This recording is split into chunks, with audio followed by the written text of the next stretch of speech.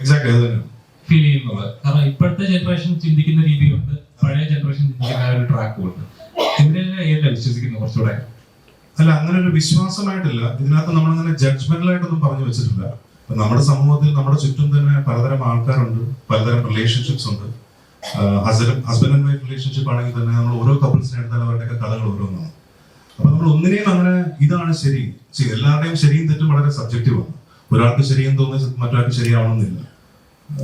ഓരോരുത്തർക്ക് അവരവരുടേതായ ജീവിത സാഹചര്യങ്ങൾ, അവർ വളർന്നു വന്ന രീതി, അവർ പഠിച്ചിട്ടുള്ള കാര്യങ്ങൾ, അങ്ങനെ ഓരോരുത്തർക്ക് ഓരോ കഥകളാണ്.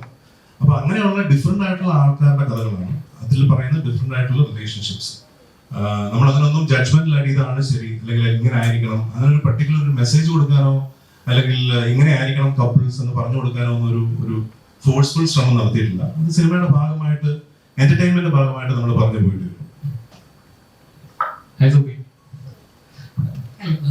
നീരജ് എന്ന സിനിമയ്ക്ക് ശേഷം ചെയ്യുന്നത് അങ്ങനെ അത്ര ബോൾഡായിട്ടൊരു കഥാപാത്രം ചെയ്തതിനു ശേഷം കണ്ടൊരു ഇതാണ്. എന്താണ് ഈ കഥാപാത്രത്തെ കണ്ട ഒരു പ്രത്യേകത എന്താണ്? എനിക്ക് ഐ തിങ്ക് ഇതിന്റെ സ്ക്രിപ്റ്റ് ആൻഡ് ടീം നമ്മൾ നേരത്തെ പറഞ്ഞ മാതിരി തന്നെ ഒരു ഫൺ ലൈറ്റ് ഹാർട്ടഡ് എന്റർടൈനർ ആണ്. എനിക്ക് പൊതുവെ റൊമാൻസ് ആൻഡ് കോമഡി എന്ന് പറഞ്ഞ ജോണർ ഭയങ്കര ഇഷ്ടമുള്ള ഒരാളാണ്. റൊമാൻസ് ഹാൻഡിൽ ചെയ്യാൻ പെർഫോം ചെയ്യാൻ ഭയങ്കര ഇഷ്ടമാണ്. ഹ്യൂമർ ഇതുവരെയും ട്രൈ ചെയ്തിട്ടില്ല. അല്ലെങ്കിൽ ഹ്യൂമർ എന്ന് പറഞ്ഞ ജോണറിൽ ആ ഒരു സീനിന്റെ ഒരു ഭാഗമാകാൻ അങ്ങനെ I don't think I got അത്രയും ഓപ്പർച്യൂണിറ്റീസ്. പക്ഷെ ഈ ഒരു സിനിമ ഇങ്ങനത്തെ ഒരു ജോണർ, ഈ സിനിമ പറയുന്ന കുറെ കാര്യങ്ങൾ ഐ ഫീൽ ലൈക്ക് എനിക്ക് റെസനേറ്റ് ചെയ്യാൻ പറ്റിയിട്ടുണ്ട്. അപ്പൊ അതുകൊണ്ട് തന്നെ എക്സ്പെക്ട് ചെയ്തു. രാസ്തയ്ക്ക് ശേഷം വരുന്നൊരു ചിത്രമാണ്. അന്ന് രാസ്തയുടെ സമയത്ത് പറയുന്നുണ്ടായിരുന്നു എനിക്ക് അതേപോലത്തെ ഒരു സർവൈവിങ് അല്ലെങ്കിൽ അത്രയും കുറച്ചുകൂടെ ബോൾഡ് ആയിട്ടുള്ള അല്ലെങ്കിൽ അത്രയും ചെയ്യുന്ന ഒരു കഥാപാത്രം, അതുപോലെ കഥാപാത്രം ചെയ്യാനായിട്ട് താല്പര്യം തോന്നിയത്.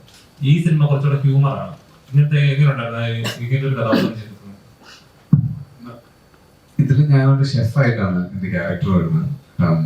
ഈ സിനിമയുടെ മൊത്തത്തിലുള്ളൊരു സ്വഭാവം ഹ്യൂമറാണ്. എനിക്ക് ഇതൊരു പുതിയ എക്സ്പീരിയൻസ് ആണ്. ഞാൻ ഇതുവരെ അങ്ങനത്തെ ഒരു സിനിമയുടെ ഭാഗമായിട്ടില്ല. വെഞ്ചിറോട് അഭിനയിക്കുമ്പം എനിക്ക് ഭയങ്കര എളുപ്പമായിരുന്നു. മോസ്റ്റ്ലി ഞങ്ങളുടെ പെയറിങ് ആയതുകൊണ്ട് വെഞ്ചി കുറച്ചുകൂടെ ഹ്യൂമർ നന്നായിട്ട് ഹാൻഡിൽ ചെയ്യാൻ അറിയുന്നൊരു ആക്ട്രസ് ആണെന്നാണ് ഞാൻ വിശ്വസിക്കുന്നത്. അപ്പം എന്നെ അത് ഭയങ്കരമായിട്ട് ഹെൽപ്പ് ചെയ്തിട്ടുണ്ട്. കാരണം നമുക്ക് റിയാക്ട് ചെയ്യാൻ കുറച്ചും കൂടെ എളുപ്പമാണ്. ഞങ്ങൾ നല്ല സിങ്കായിരുന്നു അഭിനയിക്കുമ്പോൾ. അതെല്ലാവരുമായിട്ട് എനിക്കുണ്ടായിരുന്നു. അപ്പൊ മൊത്തത്തില് ഇങ്ങനെയുള്ള ക്യാരക്ടർ കിട്ടിയത് തന്നെ ഭയങ്കര സന്തോഷമാണ്. ഇവരോട് വർക്ക് ചെയ്യാൻ പറ്റിയതിലും ഇവർ രണ്ടുപേരും ഇവരുടെ കൂടെ വർക്ക് ചെയ്യുന്നത് എനിക്ക് ഭയങ്കര ആഗ്രഹം ഉണ്ടായിരുന്നു. അപ്പം അതും സാധിച്ചു. നേരത്തെ പറഞ്ഞ പോലെ ഭയങ്കര പ്രതീക്ഷയുണ്ട് ഈ സിനിമയിൽ. മൊത്തം സിനിമ ഷൂട്ടിംഗ് തുടങ്ങിയ തൊട്ട് ഇന്ന് വരെ നമുക്കൊരു സിനിമ ചെയ്യുമ്പോൾ അതിൻ്റെ ഒരു എനർജി ഉണ്ടാവും. എനിക്ക് കിട്ടിയ എനർജിയിൽ നിന്ന് ഞാൻ ഭയങ്കരമായിട്ട് പ്രതീക്ഷിക്കുന്നുണ്ട് ഈ സിനിമ. സർജാന് എങ്ങനത്തെ റിലേഷൻഷിപ്പാണ് കൂടുതൽ വിശ്വസിക്കുന്നത്? ഒരു മാരേജ് കമ്മിറ്റഡ് അങ്ങനത്തെ ഒരു റിലേഷൻഷിപ്പ് ആണോ, അതോ ഇപ്പോഴത്തെ ജനറേഷൻ ആ സിനിമയിലെ കഥാപാത്രം അതുപോലത്തെ ഒരു ഇതാണ്? അപ്പൊ ഏത് ടൈപ്പ് റിലേഷൻഷിപ്പാണ് കൂടുതൽ വിശ്വസിക്കുന്നത് സർജാന്? എനിക്ക് എല്ലാ റിലേഷൻഷിപ്സും എങ്ങനെയാണെങ്കിലും മറ്റൊരാളെ റെസ്പെക്ട് ചെയ്തുകൊണ്ടുള്ള ഏത് റിലേഷൻഷിപ്പും ഞാൻ റെസ്പെക്ട് ചെയ്യുന്നുണ്ട്. അതിപ്പം മാരീഡ് ആണെങ്കിലും അൺമാരീഡ് ആണെങ്കിലും അപ്പം കാഷ്വൽ റിലേഷൻഷിപ്പ് ആണെങ്കിലും അല്ലെങ്കിലും I think it's all the same. എല്ലാം റെസ്പെക്ട് ചെയ്യാം. Live and let live. നമ്മളിപ്പം എല്ലാ ഇന്റർവ്യൂസിലും പറയുന്നത് കാര്യമാണ് നമ്മുടെ പടത്തിന്റെ ഒരു മെയിൻ പരിപാടി, live and let live. Career നല്ല രീതിയിൽ, അതായത് ഓരോ സിനിമകൾ ചെയ്യുമ്പോഴും ഓരോ കഥാപാത്രം ഒന്നും സമയം വരാതെ ലെവലായിട്ട് ഓരോ ആ ഗ്രാഫ് ഇങ്ങനെ കീപ്പ് ചെയ്ത് പോകുന്നുണ്ട്. ഇപ്പൊ ഫേസ് ഓഫ് ദ ഫിക്സഡ് ആയിട്ട് അവർ ഇതുവരെ കണ്ടില്ല ഒരു കഥാപാത്രം ഇങ്ങനെ ഒരാൾ ചെയ്തോ, ഈ വ്യക്തിയാണോ ഇത് ചെയ്തത് എന്നൊരു ചർച്ച വരെ ഉണ്ടായത്. അത് ഓസ്കാറിലൊക്കെ പോയി അത് വേറെ ഇതാണ്. അപ്പൊ ഈ സിനിമയിലെ ഈ കഥാപാത്രം ഇതുവരെ ചെയ്തിട്ടില്ല, കുറച്ചൊരു ഹ്യൂമർ ആയിട്ടൊരു കഥാപാത്രമാണ് ചെയ്യണം ആഗ്രഹിച്ചൊരു കഥാപാത്രം എന്ന് എന്തുകൊണ്ടാണ്? ഹ്യൂമർ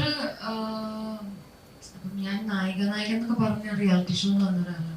അപ്പൊ അതിൽ ഏറ്റവും കൂടുതൽ ആൾക്കാരെ തിരിച്ചറിയുന്നത് കോമഡി കൈകാര്യം ചെയ്യാൻ പറ്റും, അതിനുള്ള കാപ്പബിലിറ്റി ഉണ്ട് എന്നുള്ള രീതിയിലാണ്. അപ്പം പക്ഷെ സിനിമയിലോട്ട് കയറുമ്പോഴത്തേക്കിനും കിട്ടുന്ന ഓപ്പർച്യൂണിറ്റീസ് ഒക്കെ ഭയങ്കര സ്ട്രോങ് അല്ലെങ്കിൽ ഭയങ്കര ബോൾഡ് അങ്ങനത്തെ ക്യാരക്ടേഴ്സാണ് വരുന്നത്, ഇമോഷണൽ. അപ്പം ഈ ഒരു ലൈറ്റ് ആയിട്ടുള്ള ഹ്യൂമർ കാര്യങ്ങൾ കിട്ടിയിട്ടില്ല. സൗദികളിലൊക്കെ ഒരു ചെറിയൊരു റോൾ വന്നു, പത്മിനി, സ്മൃതി. അപ്പം ഈ ഒരു സ്പേസ് എനിക്ക് യൂസ് ചെയ്യാൻ പറ്റിയിട്ടില്ല. അപ്പം ഇതില് മുഴുനീള ഒരു എന്നുവെച്ചാൽ ഹ്യൂമറിന് വേണ്ടി ഹ്യൂമർ ചെയ്യുന്ന ഒരു ക്യാരക്ടർ അല്ല, പക്ഷെ സിറ്റുവേഷനലി ഒരു ഹ്യൂമർ കൈകാര്യം ചെയ്യുന്ന ഒരു ക്യാരക്ടറാണ്. മിൻസി പറയുന്നത് ഇവരിങ്ങനെ ടീച്ചറിനകത്ത് പറയുന്നത് ഒരു കല്യാണം കഴിഞ്ഞിട്ട് വരെ ഇങ്ങനത്തെ ആ ഒരു മിൻസി ഇങ്ങനെ വിശ്വസിക്കുന്നു. ഒരു നോർമൽ ഒരു റിലേഷൻഷിപ്പ് കമ്മിറ്റ് ചെയ്യണമെന്നുണ്ടെങ്കിൽ രണ്ട് വ്യക്തികൾ തമ്മിലുള്ള ഒരു ഇഷ്ടങ്ങളായിരിക്കുമല്ലോ, അതിലൊരു ലീഗൽ ബോണ്ടിങ് അങ്ങനെ അത് വേണമെന്നില്ല, അത് മനസ്സുകളുടെ ബോണ്ടിങ് ആണ് എന്നൊക്കെ അങ്ങനത്തെ ഒരു കൺസെപ്റ്റ് വിശ്വസിക്കുന്ന ഒരാളാണോ?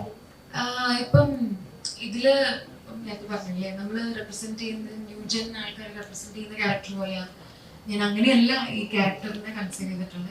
അതായത് ഇപ്പം അവരുടെ ചോയ്സുകളാണ്. ഇപ്പം ഇവർക്ക് കല്യാണം കഴിക്കാൻ കുട്ടികൾ വേണ്ട, നിങ്ങൾക്ക് കുട്ടികളാണ് കല്യാണം കഴിക്കേണ്ട എന്ന് പറയുന്നിടത്ത് അവരുടെ വ്യൂ പോയിന്റ്സ് കാണിക്കുന്നുള്ളത്. നമ്മൾ ഇപ്പോഴത്തെ ന്യൂജൻ ആൾക്കാരെ റെപ്രസെന്റ് ചെയ്യുന്നു എന്നല്ല മൂവിയിൽ നമ്മൾ കാണിക്കുന്നത്. പേഴ്സണൽ ലൈഫിൽ ഓൾസോ നമുക്കിപ്പം എനിക്ക് തോന്നുന്നില്ല, ഇപ്പം എനിക്ക് മാരേജ് ആണ് ആഗ്രഹം എന്നുണ്ടെങ്കിൽ ചിലപ്പോൾ കുറച്ച് ആഫ്റ്റർ 2 years അത് മാറാം. സോ ഇപ്പൊ ഞാൻ തീരുമാനങ്ങളോ എനിക്ക് ഇന്ന കോൺസെപ്റ്റോ ഒന്നുമില്ല. So let it be. എന്റെ പാർട്ട്ണറും കൂടി വരട്ടെ, പാർട്ട്ണറിന്റെയും കൂടി ഇതിൽ ചിലപ്പോൾ നമുക്ക് മാരേജ് ആയിരിക്കും ഓക്കെ ആവുക, ചിലപ്പോൾ മാരേജ് ഓക്കെ ആവില്ല.